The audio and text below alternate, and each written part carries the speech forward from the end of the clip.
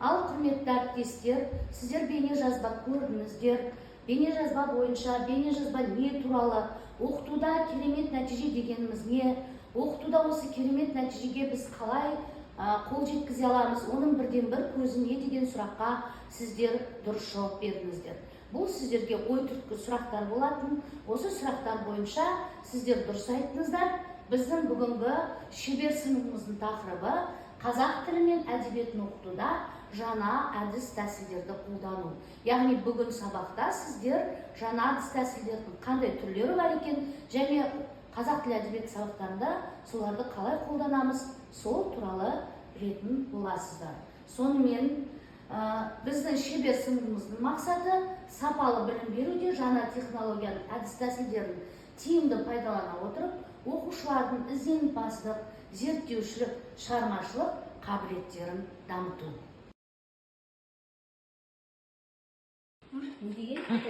Материалдық байлық деген сөзді алдық.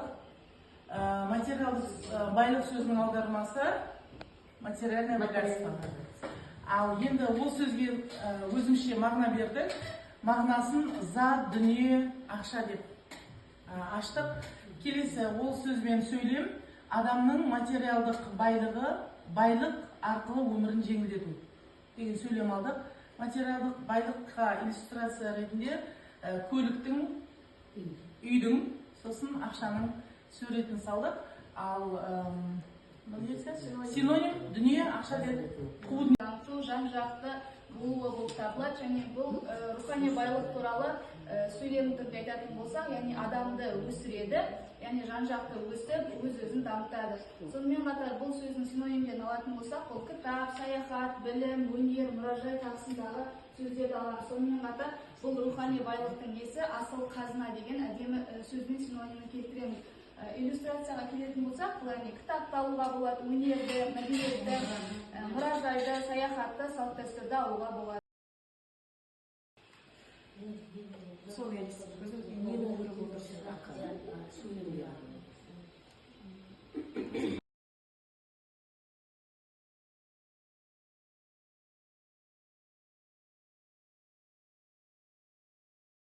не елестеді? Көз алдымызға біздің үсті басы лас, кедей жігіт және де оның жанынан өтіп бара жатқан еңбекқор адам елестеді.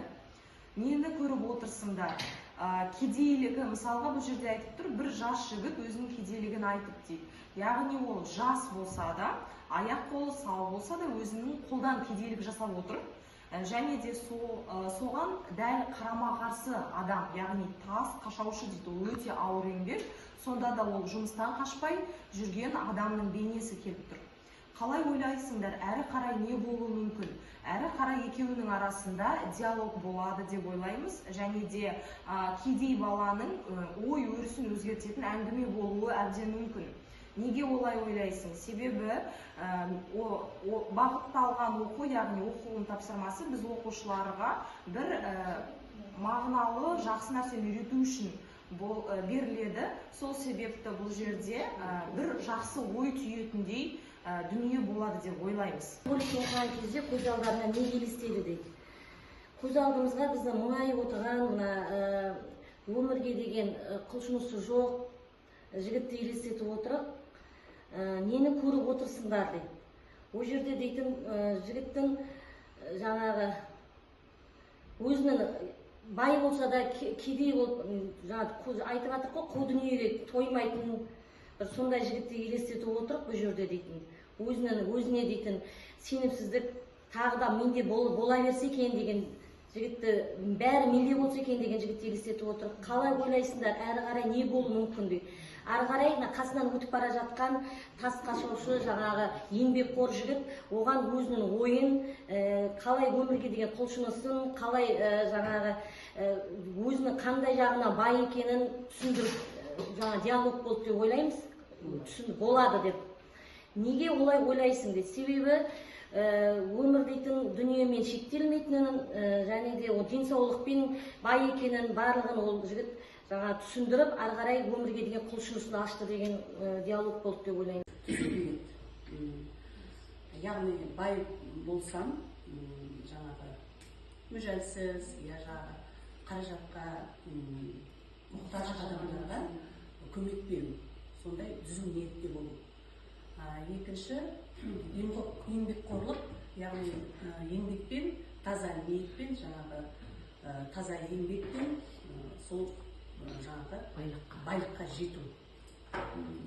Үшінші, ақшаны дұрыс басқару, яғни сол ақшаны тапқан қаражатты дұрыс қолдану, орын-орнымен жасай білу. Жасай білу. Миллиондап қалуы мүмкін, бірақ дұрыс қолданбасақ, ол ақша жиналмайды, шашылып кетуі мүмкін, сол үшін. Оны сақтай білу және оны істеу, көбейте білу. Америка елінде бір адам келіп банкке келеді. Маған $5000 ақша керек дейді. Онда сен кепілдікке не қоясың дейді. Мен машинамды қоямын дейді. Сосын жақсы дейді. Келісімшарт жасалғаннан кейін ол машина алып кетсе, Феррари машина алып келеді. Сосын банктың қызметкерлері қарайды да. Істеп жүр дейді да. Бұл ешкім ештеңе деп айтуға батылы жетпейді, ол машинаны тапсырады, өзі кетеді, $5000 алып. 2 аптадан кейін қайтып келіп, $5101 береді. Сосын қызметкер сұрайды, сізден бір нәрсе сұрасам бола ма дейді. Сіз осындай Феррари айдап жүріп, неге $5000 банктен қарыз алдыңыз? Мен бұл қалада 2 аптаға қай жерден тұрақтап аламын дейді. $100 мысалы. Сонда қиын ақшаны құрайды дегенмен, ол мысалы Феррари айдап жүрген адам, ол миллионер емес, миллиардер болуы да мүмкін да. Сөйте тұра ол өзінің ақшасын үнемдеп біледі. Қорытынды ақшаны дұрыс Қаржылық сауаттылық, Қаржылық сауаттылық.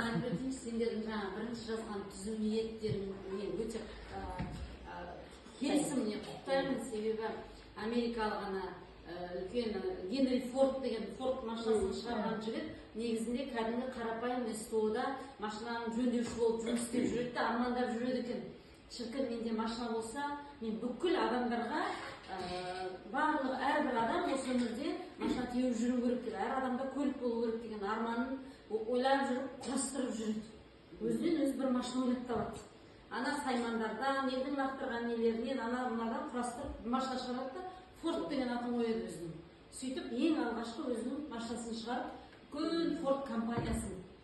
Неліктен? Себебі оның изначально ең басындағы ниеті барлық адамдарға осы өмірде тек маған ғана емес деп ойлады. Мен ғана теуіп, менде ғана жақсы болсын, немесе менде ғана оның ниеті түзу болған екен. Сенің ниетің түзу болса дейді, Алланың өзі бүкіл Всевышний өзі сен жарылқап жолыңды ашып отырады. Әрекет ету, жоспарлы мақсат қою, келесі қарекет ету, яғни еңбек ету, айырмашылық. Бізде қарсы топтың түзу ниет дегенде бұл жерде нөлінші қылып бізде қосуымызға болады. Себебі бұны бір сөзбен айтқан ниетің жолдас болсын деген. Қазақтың бір сөзі сөйдеп айтқан ниетің жолдас болсын деген сөйдеп алуға. Сосын біз уақытты дұрыс пайдалану дегенді қостық. Неге оны қостық? Себебі жалпы адамның өмірінде 3 кезең болады екен. Жастық шақта адамда денсаулық бар, жастық шақта адамда денсаулық бар, уақыт бар, бірақ ақша жоқ. Ал мына орта жас кезіндегіде адамда күш-қуат бар, ақша бар, бірақ уақыт жоқ. Ал адамның қартайған шағында ода уақыт бар, ақша бар, бірақ әрекет етейін десе күш-қуаты жоқ. Сондықтан біз бұл бай болуға, еңбек етуге, уақытты дұрыс пайдалану, уақытты дұрыс жүргізуді дұрыстап алу керек деп ойлаймын. Уақытын дұрыс пайдаланбай жүрген қаншама адамдар бар. Уақытты қосамыз, келесі жоспарлы мақсат қою. Жоспарсыз әрекет, быламық, жоспарлы әрекет. Сонда неге мысалдар көп қой енді. Мақсат қою, кез келген нәрсеге жету үшін мен былай істеймін, мынадан кейін былай істеймін деген жоспарлы мақсат болмаса, ешқандай ештеңеге қол жеткізу мүмкін емес. Жоспар мақсатты қосамыз, келесі еңбек ету. Ары қарай нәтиже Алладан. Ол еңбек ету, әрекет ету, бәрі мағынасы бірдей сөз ғой. Әрекет ету. Біз осы үшеуін алдық.